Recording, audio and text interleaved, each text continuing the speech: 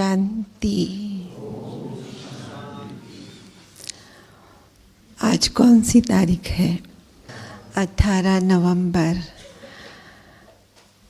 और अगर ये अंग्रेजी कैलेंडर है, ये अंग्रेजी कैलेंडर के हिसाब से आज 18 नवंबर है और हिंदू कैलेंडर में तिथियां होती हैं। तो हिंदू कैलेंडर के अनुसार आज कौन सा दिन है? हाँ,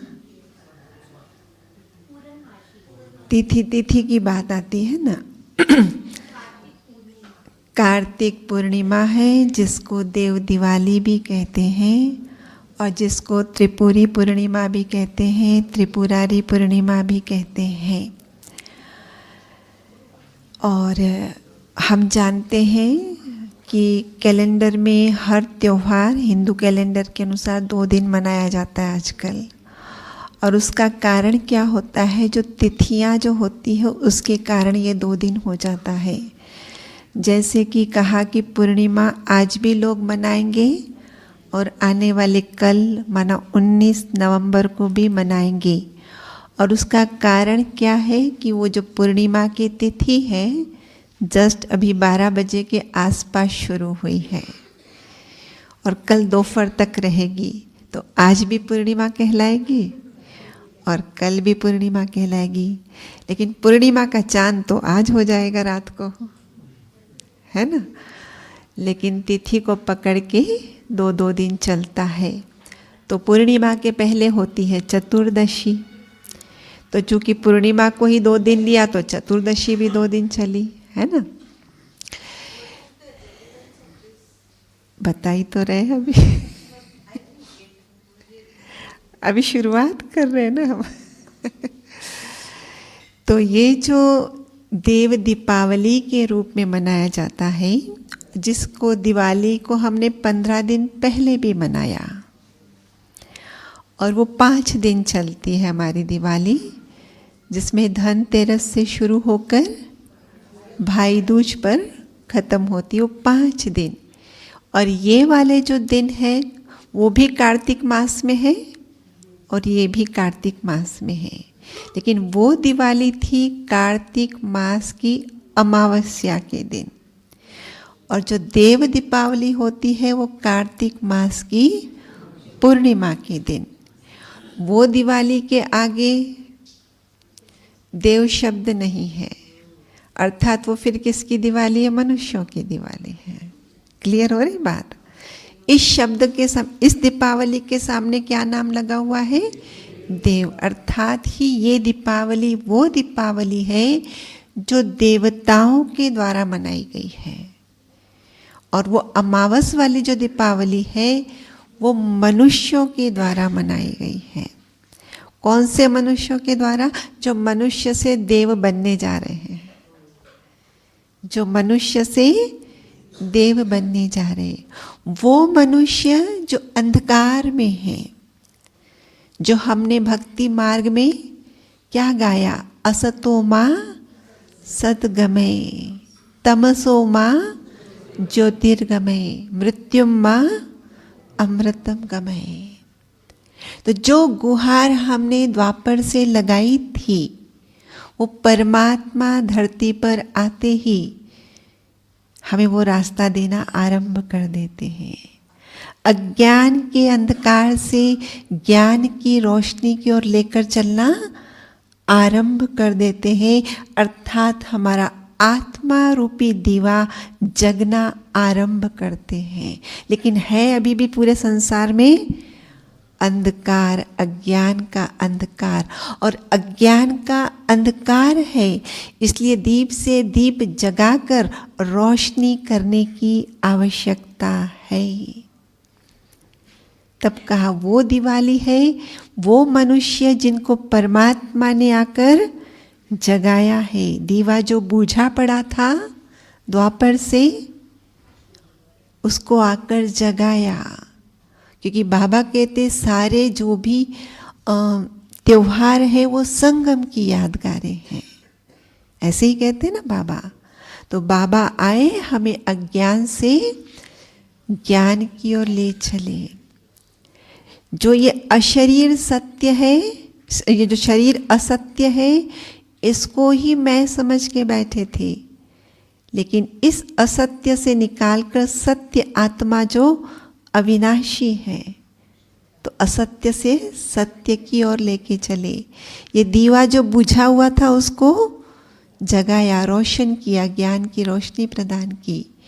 और इसका जो डर है सदा मरने का, जब ज्ञान मिल गया कि आत्मा अजर अमर अविनाशी है, न इसको कोई शस्त्र काट सकता है, न कोई अग्नि इसको जला सकती है, न वायु इसको उड़ा सकती है, सुखा सकती है, न पानी इसको गीला कर सकता है। अर्थात प्रकृति के वो पांचों तत्व जो इस विनाशी शरीर को नष्ट कर सकते हैं, वो प्रकृति के पांचों तत्व उस अजर अमर आत्मा को कुछ भी बिगाड़ नहीं सकते, बाल भी बांका नहीं कर सकते हैं।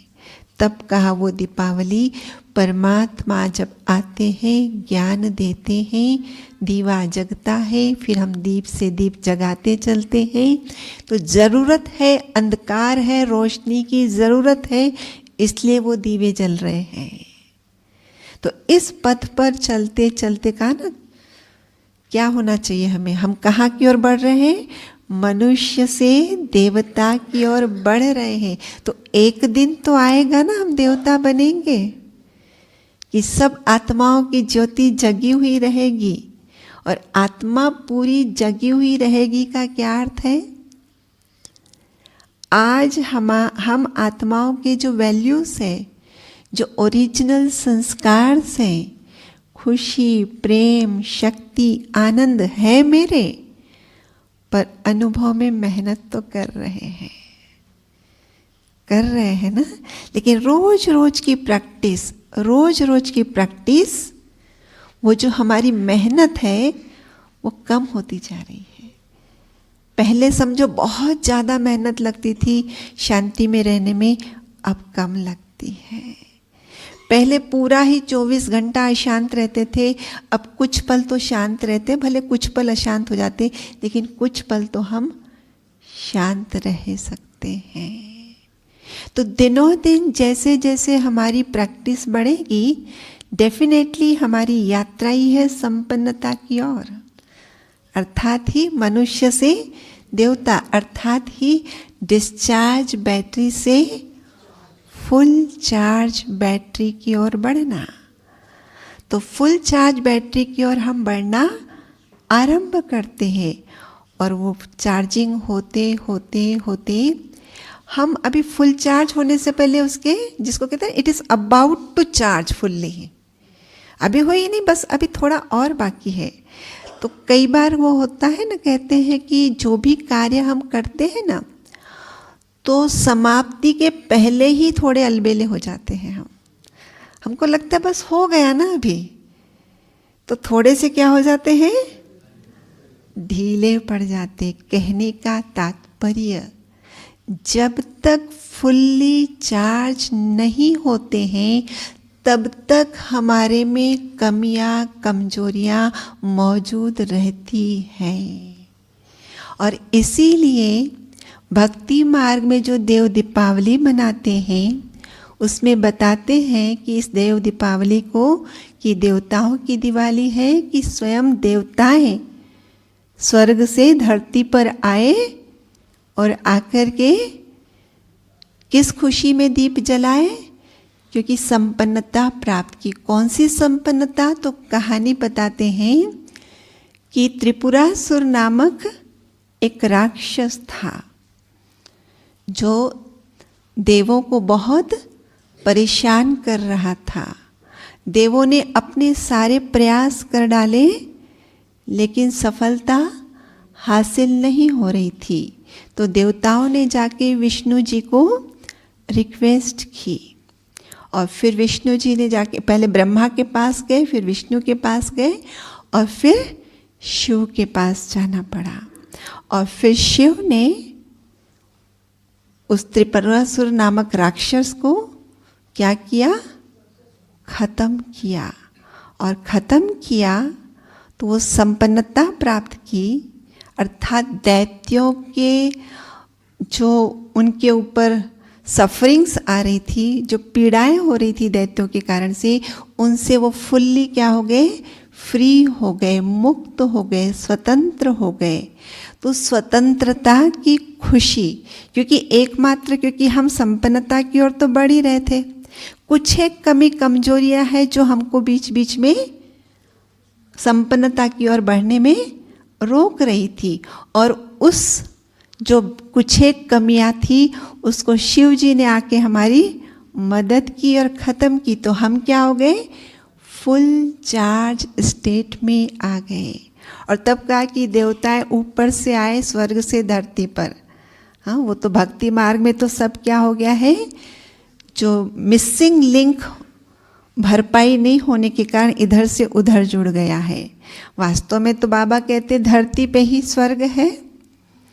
हाँ, कब, जब देवताएं होते हैं, लेकिन वो स्वर्ग कब आता है, जब आत्माएं यहाँ से संपन्न होकर परम धाम घर में जाती है, और फिर उस घर से चमकती हुई आत्माएं नीचे उतरती है धरती पर, और उस धरती को कहते हैं स्वर्ग।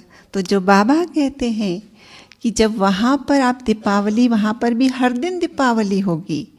क्यों? क्योंकि हर आत्मा जगी हुई ज्योत है। बाबा कहते हैं ना, वहाँ पे हर घर अपने आप में एक चैतन्य मंदिर होगा, क्योंकि उस चैतन्य मंदिर में कौन बैठा हुआ है, चैतन्य देवता बैठा हुआ है। या तो फिर भी हम स्थूल मंदिर बनाते हैं, स्थूल मूर्ति जाके बिठाते हैं, लेकिन वहाँ पे क्या होगा, अपना चैतन्य देवता बैठा होगा, जो सचमुच वो जगा हुआ जो दीपक है, 100% चार्ज जो बैटरी है, उसमें से जो आत्मा के जो ओरिजिनल संस्कार है वो ऑटोमेटिकली क्या हो रहे होंगे, वाइब्रेट हो रहे होंगे, रेडिएट हो रहे होंगे, उसके प्रकंपन चारों ओर फैल रहे होंगे। अब हमको समझना क्या है, ये कौन है त्रिपुरासुर राक्षस जो हमको तंग करता है। हम भट्टियाँ तो इसीलिए मिली है ना, करने के लिए हमें। जब से हम ज्ञान में आए तब से हमारी यात्रा चल पड़ी कि हम अपने ओरिजिनल वैल्यूज़ को बिना मेहनत के अनुभव करें, या यूँ कहें कि हम सदा ही अपने उस संपूर्ण स्थिति में स्थित रहे कि वो हम अनुभव तो क्या करें, हमसे रेडिएट होते रहे। यही लक्ष्य है हमारा, और उसके लिए हम प्रैक्टिस कर रहे हैं। पर ये जो का त्रिपुरासुर राक्षस बीच में आके परेशान करता है, वो कौन सा है? तो कहते त्रिपुरासुर जो राक्षस था उसको तो कहते कार्तिकेय ने मार दिया था। और कार्तिकेय कौन है? शिव पार्वती का बेटा है। और कार्तिकेय को क्या कहते हैं, कौन सा देवता कहते हैं? युद्ध का देवता कहते हैं। अर्थात ही शिव पार्वती का बेटा, मतलब ही क्या हुआ कि जब हम आत्माएं ही पार्वती हैं, परमात्मा शिव, जब हम आत्माएं परमात्मा पिता के कनेक्शन में आ जाती हैं, उनसे ज्ञान हमारे जीवन में आ जाता है, तब हमें समझ में आता है हमारी ये कमियां हैं जिनको हम खूबियां समझ रहे थे। हम खूबियां समझते थे ना, गुस्से को शस्त्र बना के रखा था, नफरत को शस्त्र बना के रखा था। फलाना मेरे साथ ऐसा व्यवहार करता है तो उसे प्यार करूंगा क्या मैं? तो नफरत तो उसको एक शस्त्र बना के रखा था। तो जिन चीज़ों को हमने खूबियां समझ के रखी थी, लेकिन बाबा के कनेक्शन में आने के बाद, ज्ञान को समझने के बाद, उसके साथ कनेक्शन जोड़ने के बाद, वो जिनको खूबियां समझा था वो कमियां हैं वो रियलाइज भी किया, और साथ साथ कनेक्शन जोड़ के वो जो बाबा कहते हैं ना, बाबा से जब योग लगाओगे तो पाप भस्म होते जाते, तो उनको ख़त्म भी किया। लेकिन जैसे कहते हैं कि लोहे की जंजीरें तो फटाफट तोड़ डाली, लेकिन फिर सोने की जंजीरों में जकड़ के रह जाते हैं। तो त्रिपुरासुर को तो मार दिया, लेकिन उसके जो 3 बच्चे थे, जिसको ही कहा तारकाक्ष, कमलाक्ष और विद्युन्माली, ऐसे करके 3 उसके बच्चे थे। तो जब उन्होंने देखा कि हमारे पिता को मार दिया गया है, तो उन बच्चों में वो वैर लेने की भावना जागी कि हम इसका वैर लेके रखेंगे। और उस वैर लेने के लिए उन्होंने क्या किया? तपस्या की। क्योंकि उसने भी, उनके पिताजी त्रिपुरासुर ने भी क्या की थी? खूब तपस्या करके ब्रह्मा से वरदान, ऐसे ही बताते हैं ना, तपस्या करते हैं, ब्रह्मा जी वरदान दे देते हैं। तो इन बच्चों ने भी अपने पिता को फॉलो किया कि तपस्या करेंगे ब्रह्मा की और उनको खुश करेंगे। खुश किया। ब्रह्मा जी ने कहा मांगो क्या वरदान चाहिए। उन्होंने कहा हमारे लिए 3 पुर बना दीजिए। जिसको ये कहा त्रिपुर। त्रिपुर माना 3 पुर, और पुर माना जयपुर, नागपुर, कानपुर, नगर है ना, क्या है? 3 नगर बना दीजिए हमारे लिए, जिस 3 नगरों में, और वो मोबाइल हो गए, माना एक जगह पे स्थिर वाले नहीं। और वो नगर माना समझ सकते ना, नगर कितने विशाल होते हैं। 3 नगरों का निर्माण कर दीजिए जहाँ पे हम रहेंगे और अपने तरीके से जिएंगे।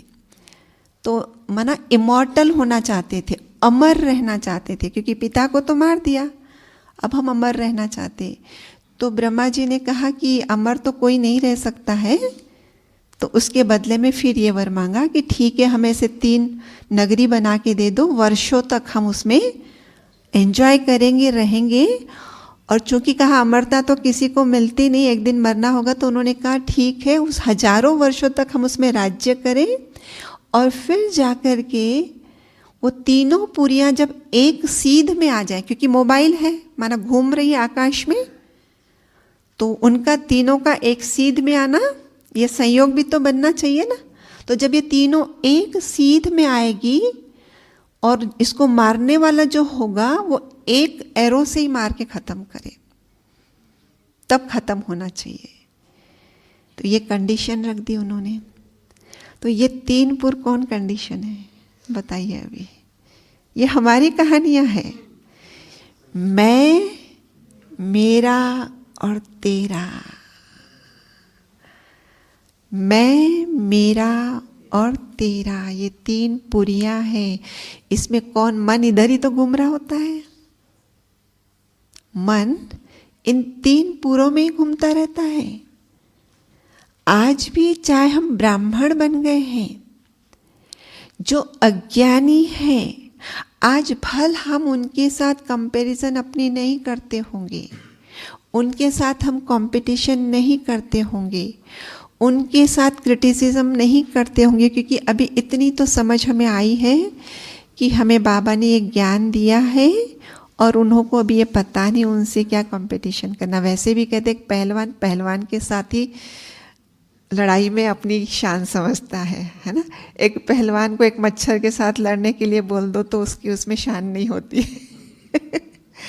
तो हम भले अज्ञानियों के साथ अब कंपैरिजन नहीं करते होंगे, हम भले अज्ञानियों के साथ अब कंपटीशन में नहीं आते होंगे, अज्ञानियों को क्रिटिसाइज नहीं करते होंगे, लेकिन अब अपने ही ब्राह्मण परिवार के अंदर हम अपने आप को चेक करते जाएं। हम क्या कंपेयर नहीं करते हैं? हम क्या कंपटीशन में नहीं आते हैं? हम क्या क्रिटिसाइज नहीं करते हैं? चेक करना है।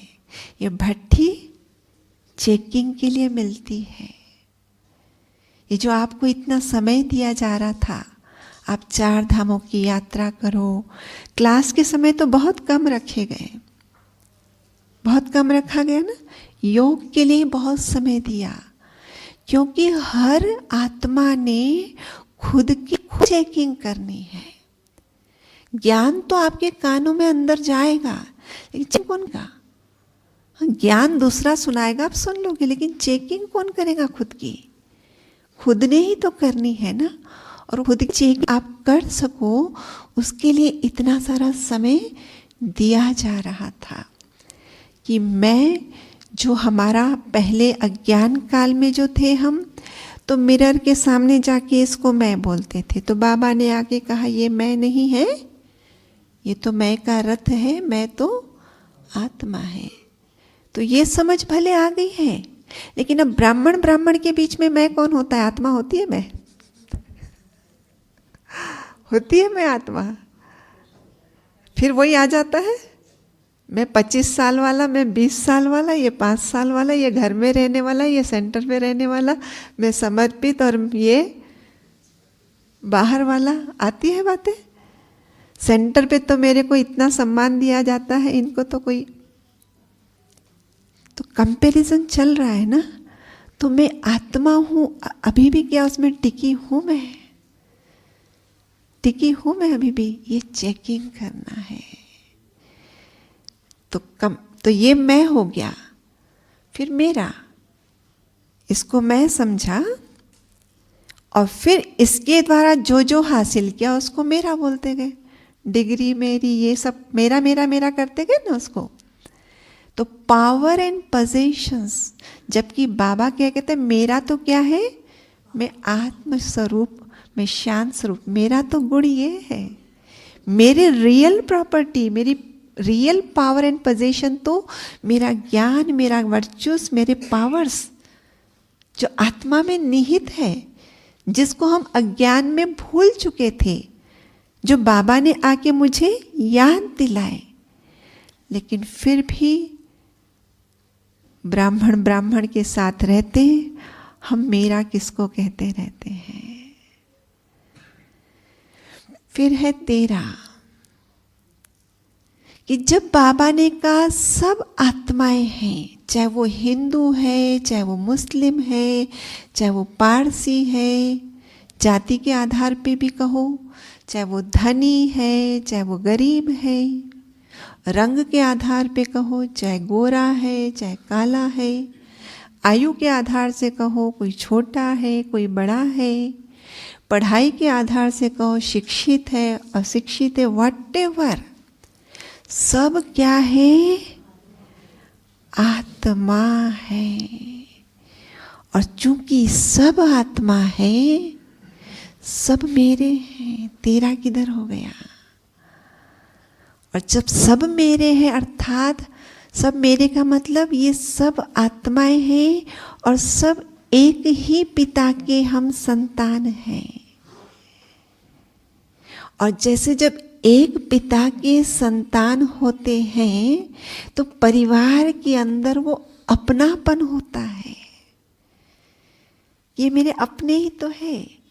जैसे ब्रिजमोहन भाई कह रहे थे ना कि सेंटर के अंदर एक भाई अगर एक बहन कुछ कर देता है तो उससे बदनाम कौन होता है? और इसलिए चूंकि वो हमारे सेंटर का है तो वो अपनापन रख के उसको हमें करेक्शन देके, क्योंकि उसकी गलती हमारी गलती मानी जाएगी ना। परिवार में भी यही होता है ना, कुछ भी गड़बड़ अगर बच्चे ने की है, हम कोशिश करेंगे बच्चे को समझाकर वो बात अंदर तक ही खत्म हो जाए, बाहर नहीं जाए। ये कोशिश होती है परिवार की, जिसको ही कहेंगे अपनापन। लेकिन क्या अभी हमारे में वो अपनापन आया है सर्व आत्माओं के प्रति? आया है? ये हमें अपनी चेकिंग करना है। हम अभी तक हमारा मन इन तीन पुरों में घूम रहा है और अपनी ताकत से संभव ही नहीं हो पा रहा है कि हम इससे छूट सके। तब कहा शिव जी की मदद ली गई कि कहा जब तीनों एक सीध में आ जाएंगे, और वो तीनों एक सीध में तभी आएंगे, तो जिसके लिए बताया कि वो उठाया धनुष, और वो जब तीनों एक सीध में आए तब उसको धनुष बाण चलाया, और वो जो धनुष जो बाण थी उसकी जो नोक थी वो नोक में अग्नि थी, और जैसे ही वहाँ पे उन पुरों को वो तीर जाके छुआ वो भस्म हो गए। ये किस बात का प्रतीक है? जब तक हम ऐसी भट्टियाँ नहीं करेंगे कि जहाँ पर हम अपने माइंड को फुल्ली फोकस नहीं करेंगे आत्मा पर। और इसीलिए हमने यहाँ पर ज़्यादा कमेंट्रियाँ भी नहीं रखी थी कि कोई आए और सामने से आपको कमेंट्री कराए। 1 घंटा सुबह का, आधा घंटा हमने फ्री छोड़ा था आपको कि आप स्वयं के रीति से अपने मन और बुद्धि को आत्मा पर केंद्रित करो। जब आत्मा पर केंद्रित हो जाता है मन बुद्धि, तब ये मन बुद्धि को, ये जो मैं मेरा तेरा का मैं भेद कर रही थी, तब वो रियलाइज होता है मैं कर क्या रही हूँ, इट इज नॉट राइट। वो उस समय रियलाइजेशन होती है। जब तक फुल्ली कॉन्सेंट्रेटेड नहीं होगा योग, तब तक ये रियलाइजेशन नहीं होगी। हम तो सिर्फ यही बता रहे हैं अपने आप को, योग कर रहे हैं, मैं आत्मा हूँ, मैं शांत स्वरूप हूँ, मैं प्रेम स्वरूप हूँ। देखो ना, साक्षी होकर देखो कि मैं कर क्या रहा हूँ, ज्ञान क्या कह रहा है और मैं कर क्या रहा हूँ, मेरे में अभी भी क्या क्या कमियां है। बैठ के देखना पड़ेगा। और बैठ के देखना ही माना माइंड और इंटेलेक्ट कंप्लीटली फोकस्ड। जब कंप्लीटली फोकस्ड होंगे, ये तीनों सामने नज़ारे दिखेंगे और यहाँ से मतलब उसको आप साक्षी भाव से देखना आरंभ करेंगे अब। और जैसे साक्षी भाव से देखने के बाद जो विरजमोहन भाई कह रहे थे ना, कर्मातीत माना ही अधिकारी बन के, अधीन नहीं। अब रास्ते में कोई घटना घटती है तो हर बार हम किसी में इंटरफियर करते हैं क्या? नहीं करते, साक्षी होकर देखते। क्यों भैया? थोड़ा भी बीच में अगर एक शब्द भी बोला, कल को कोर्ट केस में फंस जाएंगे बिना मतलब के। तो कितना हम साक्षी होकर देखते हैं ना। तो यहाँ पर भी साक्षी होकर अपनी कमी और कमजोरियों को सामने देखना है। और फिर जो कहा कि वो नोक पर अग्नि थी बाण के, तो हम जिसको कहा कि कॉन्वेक्स लेंस पर, पहले ही दिन बताया था हमने कि सूर्य की गर्मी तो पड़ रही है, पर रास्ते पे रखा कागज जलता थोड़ी है, लेकिन लेंस रख दिया, किरणें फोकस्ड हुई, तापमान वहां का बढ़ा, पेपर वहां का जला। तो कंसंट्रेट जब करेंगे एक साक्षी भाव से, हमारे सामने हमारी कमियां, हमारी कमजोरियां सामने आएगी। और अपनी मदद से ये नहीं जाएंगे, अपने से अब शिव बाबा से मैं कनेक्ट हो जाऊं। बाबा ये कमियां मेरे में अभी भी है,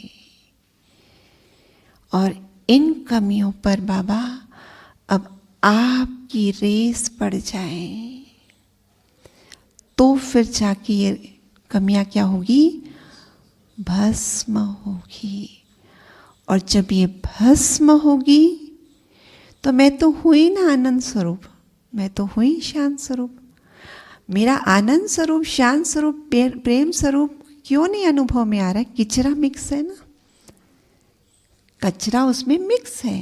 लेकिन जैसे ही वो जलेगा, मेरा आनंद स्वरूप, मेरा प्रेम स्वरूप, मैं उसमें अपने आप स्थित हूं ना, तो हमारी बैटरी क्या हो गई?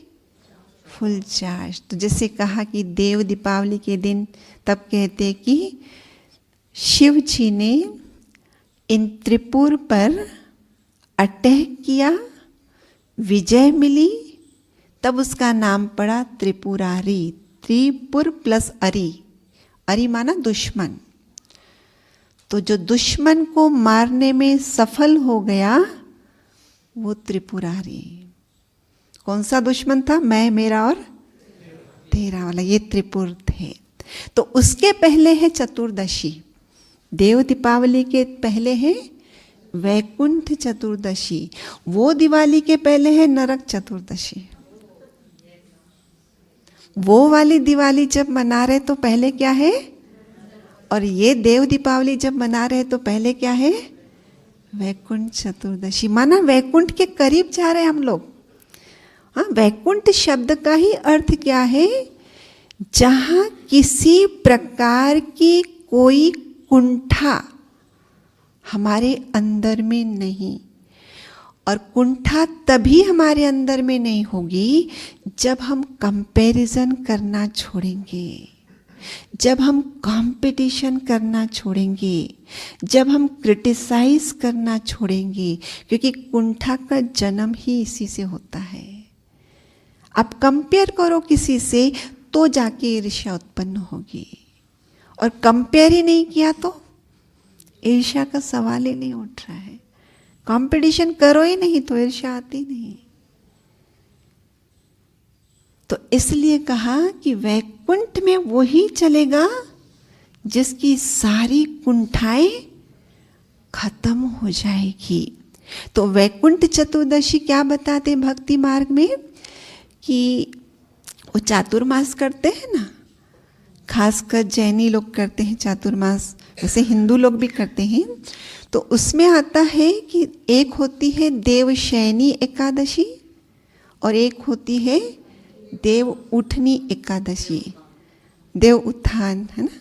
तो देवशयनी के दिन क्या होते, कहते हैं देवता विशेष करके विष्णु जी, और देव उठनी में विष्णु जी वो जो सोए थे वो जागते।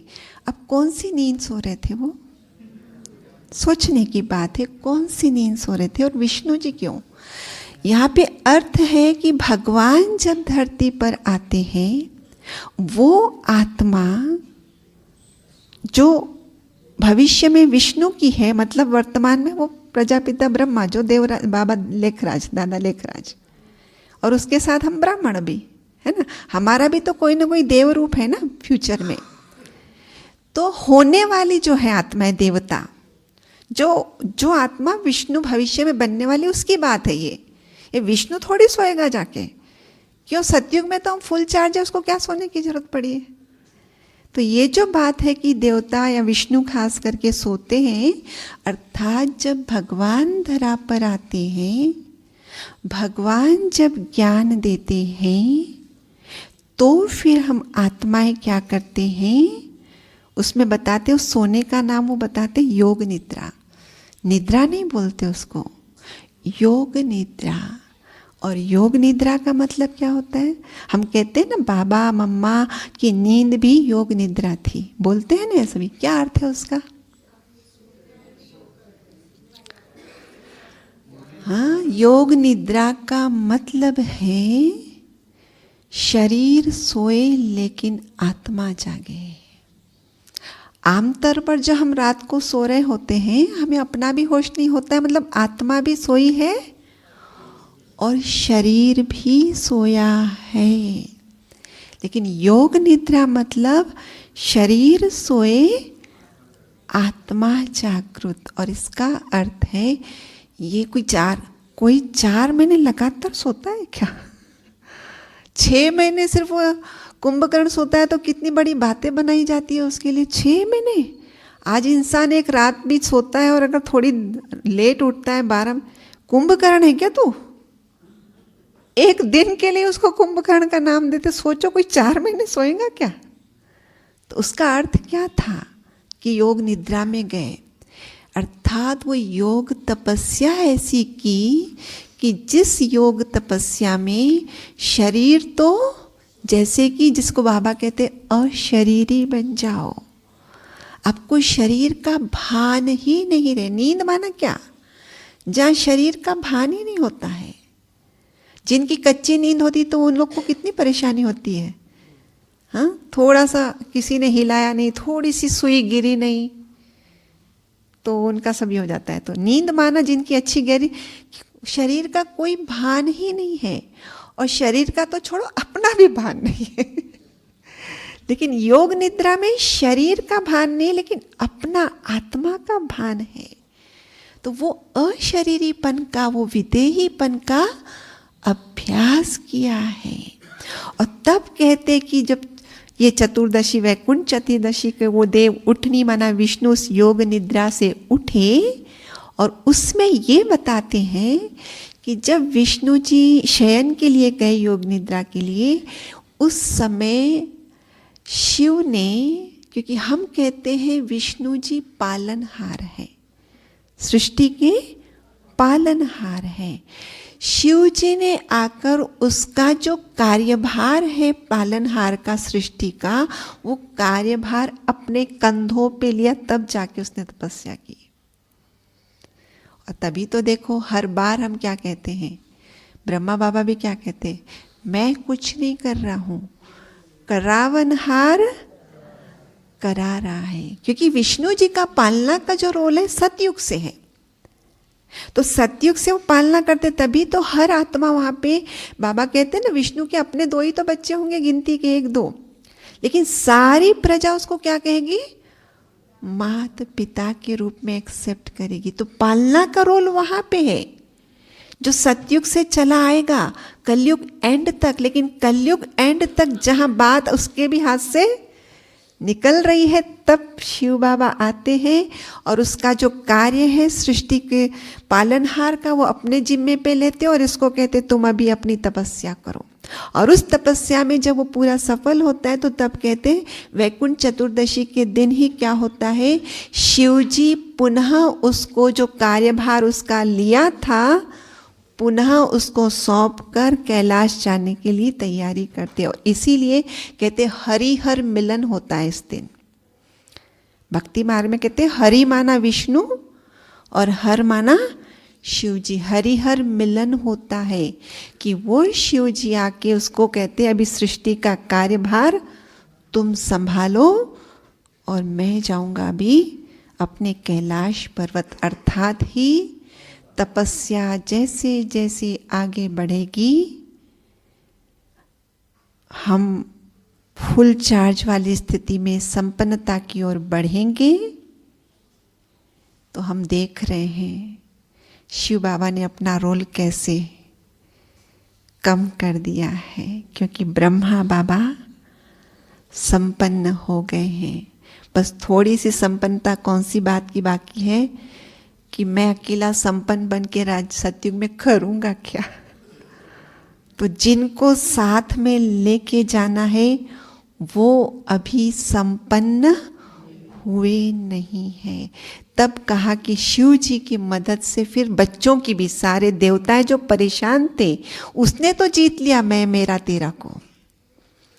ब्रह्मा जो होवनहार विष्णु है, उसने वो जो 4 महीने की चातुर्मास की तपस्या करके वो तो अपनी संपन्नता को प्राप्त कर गए, लेकिन अकेले से तो स्वर्ग नहीं बनेगा ना, अकेले से तो वैकुंठ नहीं बनेगा ना, उसके साथ और भी देवी देवता चाहिए। वो अभी भी एक राक्षस से पीड़ित है, उससे छुटकारा नहीं मिल रहा है उसको। तो हम यही बताना चाहते हैं कि ये भट्टियाँ हमें समझना चाहिए कि भट्टियाँ जो हमें इतना सुंदर अवसर मिला है, हम इसमें खुद की बहुत गहराई से चेकिंग करें। समय हर पल आगे बढ़ रहा है। किसने सोचा था ये भी दिन आएंगे कि हम सिर्फ वीडियो द्वारा बाप दादा मिलन मनाएंगे। किसने सोचा था इतने फटाफट हो जाएगा। निकल गया ना समय वो भी। कहाँ बाबा हर रोज आया करते थे, फिर 2-3 दिन के आड़ में आते थे, फिर महीने में कब आते थे, फिर सीजन चला अक्टूबर से मार्च तक आएंगे, उसमें भी संख्या महीने में 2 बार, फिर महीने में 1 बार, और फिर अभी फिर पूरी सीजन में सिर्फ 1 बार बाबा और बाकी वीडियो। अभी पूरा ही सीजन वीडियो। ये सब क्या इशारा है, क्या इशारा है। देव दीपावली बहुत जल्दी आ रही है। देव दीपावली बहुत जल्दी आ रही है और बहुत जल्दी इस त्रिपुरासुर राक्षस का नाश हमें करना है। हमें मैं, मेरा और तेरा को बहुत गहराई से अपने भीतर में चेकिंग करके साक्षी भाव से ऐसे देखेंगे तो अपनी गलतियां कभी भी नहीं, क्या होता है, भारी पड़ जाती है। वैसे भी इन जनरल भी आप देखो, सपोज फ्रिज का दरवाजा खुला रह गया, किसी दूसरे के कारण से अगर रह गया तो हम अच्छा सुना, तेरे को कितने बार बोला है, कुछ भी तेरे को समझ नहीं है। और अगर हमारे हाथ से हो गया और कोई हमको याद दिलाए तो ठीक है ना, बंद कर दो ना। उस समय उसको भी तो हम बोल सकते थे बंद कर दो, नहीं, कितनी बार बोला है, क्या किया है। अपनी गलती सहन नहीं होती, भारी पड़ती है बहुत। और कई बार इसलिए हमने देखा है, कई भाई बहनें योग में अकेले में बैठना नहीं पसंद करते, क्योंकि बैठेंगे तो बातें याद आएंगी, बोलते हैं बातें याद आएंगी, तो बातें याद आएंगी तभी तो दिखेगा ना अभी भी कमियां है, तभी तो पता चलेगा कमियां है। नहीं तो वो कहा ना कि कैप्सूल में तो अंदर कड़वाहट भरा है, ऊपर से सिर्फ मीठी लेयर लगी हुई है। तो हम तो सिर्फ या तो फिर मीठी लेयर लगाते रह रहे, बस मैं प्रेम स्वरूप हूँ, मैं शांत स्वरूप हूँ, मैं ज्ञान स्वरूप, वो तो हूँ ही, उसमें नो डाउट। पर उसमें जो मिक्सचरिटी हो गई है, उसको तो मैं विजुअलाइज करूं, उसको तो मैं रियलाइज करूं। वो रियलाइज किए बिना खत्म नहीं होने वाली है। और वो रियलाइज चलो मैं कर भी लूं कि मेरे में कमियां है, और मैं ये भी समझ सकती हूँ कि मैंने इस कमियों को मैंने कई बार देखा है मेरे में, और कई बार कोशिश की है पर फिर भी नहीं जा रही है। तब कहा कि शिव जी की मदद के बिना वो नहीं जा सकती है। अगेन मैंपन कि मैं ही सब कर सकता हूं, नहीं, निमित्त भाव को अपनाना है। करण करावनहार वो है, हमने उसको कह दिया है ये तन मन धन सब कुछ तेरा। जो ब्रिजमोहन भाई ने भी बहुत सुंदर उदाहरण दिया, मेरी नैया तेरे हवाले। फिर जब नैया चल रही तो थोड़ी इधर मोड़ो ना। नैया जब पूरी उसके हवाले की तो वो सोचेगा ना किस डायरेक्शन में लेके जाना है, परंतु हम डायरेक्शन दे रहे हैं, हम डायरेक्शन दे रहे हैं। तो नहीं, हमारे में कमियां जो भी है हम अपनी मदद से सचमुच नहीं कर सकते हैं उसको खत्म। और तब कहा जाता है, बाबा कहता है जो कुछ भी है मुझे बताओ, ये बोल के नहीं छोड़ दो, वो तो जाने जाननहार है। बाबा कहते मैं तुम्हारे किचरे को रोज रोज देखता रहा तो मैं क्यों अपने आप को खराब करूंगा। बस तुम बताओ, तुम बताओ का मतलब तुमने रियलाइज किया, मुझे देखकर क्या करना है। लेकिन तुम जब बताओगे माना तुमने रियलाइज किया है, और जब रियलाइज करके बताए, जैसे डॉक्टर के पास भी हम जाते हैं, मेरी कोई प्रॉब्लम है, मैं डॉक्टर को कह रही हूँ, अकॉर्डिंगली डॉक्टर प्रिस्क्राइब कर रहा है कि अब तुम ऐसा ऐसा करो, और फिर वैसा वैसा करते हैं तो रिलीफ मिलता है। ऐसे ही हम बाबा को सच्चे दिल से, हम जो हैं जैसे हैं वो उसके सामने रखने की आवश्यकता है। ये भट्टियों का आयोजन इसीलिए किया जाता है। हाँ, उस दिन शशि दीदी भी आपसे कह रहे थे ना, आप लोग तो रिट्रीट सेंटर को बिलोंग करते हो, तो आप चाहे तो वहाँ कितनी भट्टियाँ कर ली होगी, फिर मधुबन में स्पेशल भट्टी क्यों? बाकी सेंटर चलो छोटे छोटे होते, वो सोचते हमको इकट्ठा होने की मार्जिन नहीं है, वो आते। लेकिन आप तो एक खुद ही एक रिट्रीट सेंटर को बिलोंग करते हो कि जहाँ चलो अपने सेंटर में नहीं रिट्रीट होती तो चलो उस ओम शांति रिट्रीट सेंटर में जाएंगे, वहाँ भट्टी हो जाएंगी।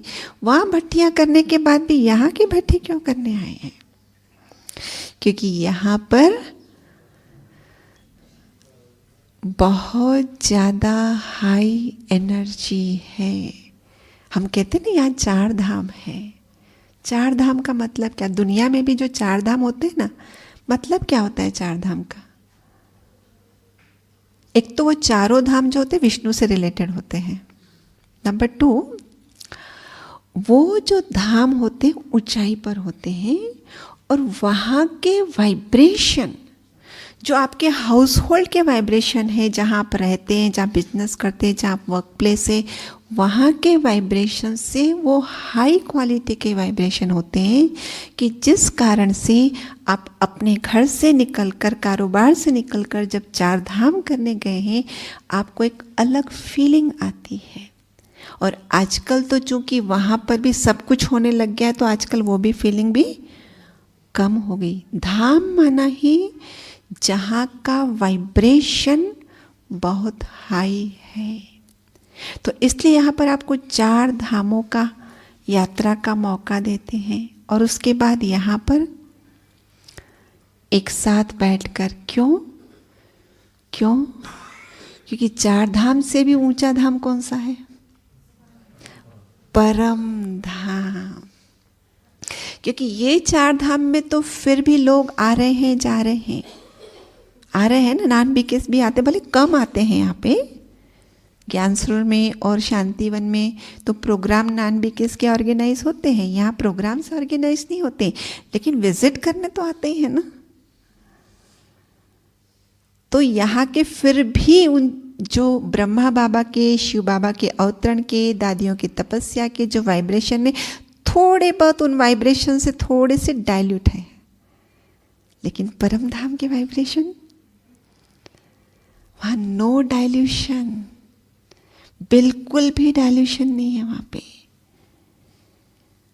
और इसलिए चार धाम के साथ बैठकर उस परम धाम में पहुंच जाओ कि जहाँ इस दुनिया का वाइब्रेशन बिल्कुल भी रंचक मात्र भी नहीं है।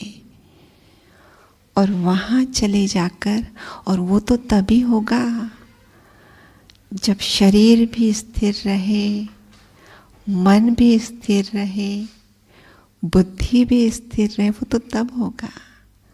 चलते फिरते में योग में तो बाबा कहते कि चलो निगेटिव से बचे रहोगे, लेकिन ऑलरेडी जो निगेटिव अंदर भरा पड़ा है, उसको जो जलाना है, उसके लिए तो कॉन्संट्रेटेड योग चाहिए।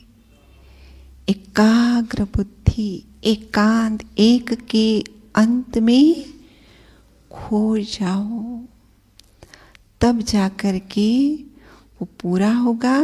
तब कहा कि विष्णु जी तो पहले तैयार हो गए, लेकिन बाकी तैयार नहीं हुए। तो जब देखा कि शिव जी ने त्रिपुरासुर को भी मार दिया, तो अर्थात अन्य ब्राह्मण भी, मतलब हम सब भी तैयार हो गए, सब घर गए और आके हमने देव दीपावली मनाई।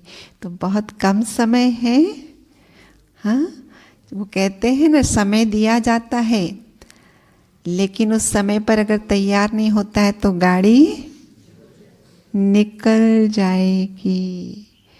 तो हम तो इतने अच्छे भाग्यवान हैं कि हमको मधुबन में भी भट्टियों का चांस करने मिलता है। तो अवश्य ही हम पद्मा पदम भाग्यशाली है।